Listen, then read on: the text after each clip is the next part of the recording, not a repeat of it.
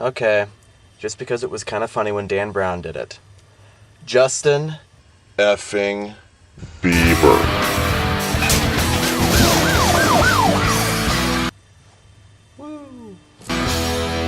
Okay, so this video might stretch the definition of Event Wednesday just a little bit, but Event Wednesday is kind of ambiguous anyway. This video is both going to be a part of the discussion happening on Dan Brown's channel right now, and also a response to one of my subscribers who suggested that I talk about overly obsessive fans. Now, I'm gonna be honest here, I've never really heard of Justin Bieber. For all that he's a teen icon, I know next to nothing about him, and I really didn't feel like Googling him to find out.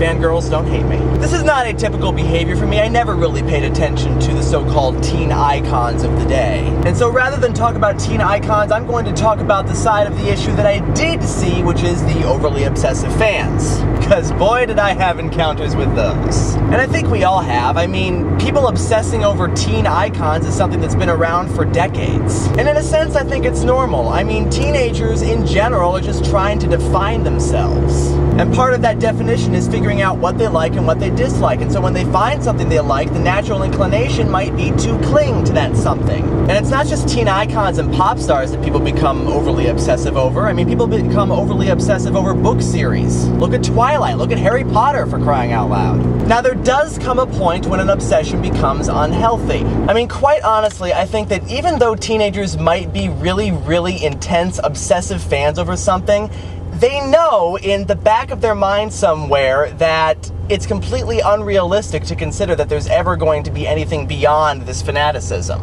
When fanaticism starts to interfere with your perception of reality, then yeah, that's where it's becoming unhealthy. But I don't think that fanaticism in general is anything bad. I think one of the major reasons why people become fans of these teen icons is because they're teens. They're looking and saying, these people are my age, and look at how well they're doing. That's incredible. It's maybe not always an admirable thing to look up to, but it is kind of a natural thing to look up to.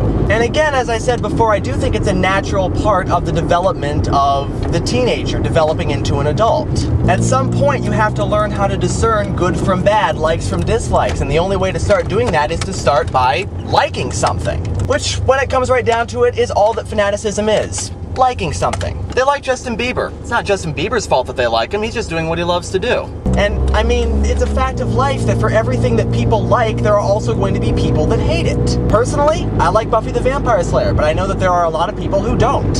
And I personally cannot comprehend why there are people who like Twilight and the Disney Channel, but there are people who do. So evidently there is something there to attract viewers, and who am I to say that people shouldn't be fans of it? So my final verdict on this is that fanaticism, unless it's taken to overly obsessive levels, is not a bad thing. Even though I myself know nothing about Justin Bieber, please don't hate me.